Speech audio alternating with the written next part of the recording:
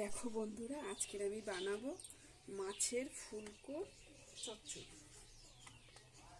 এই যে মাছের ফুলকো, ছোট ছোট মাছের ফুলকোগুলো। তার জন্য দিয়ে দেবো কড়াইতে তেল। তেলটা গরম হয়ে গেছে আর ফুলকোগুলোকে দিয়ে দেবো।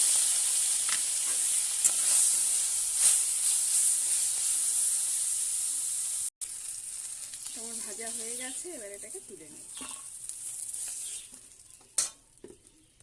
দেবো অল্প একটু তেল। এবার দেবো কয়েকটা রসুন কেটে রাখা। দিয়ে দেবো পেঁয়াজ।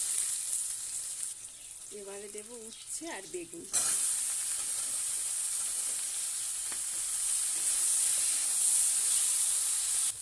দেবো লবণ, হলুদ, দেবো লঙ্কা বাটা।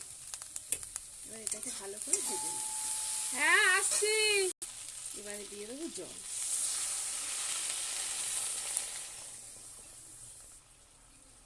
এটা জল শুকিয়ে গেছে।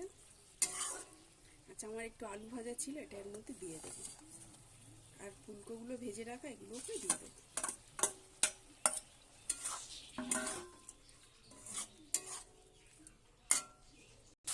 এটা আমাদের হয়ে গেছে, এবার এটাকে নামিয়ে নেব।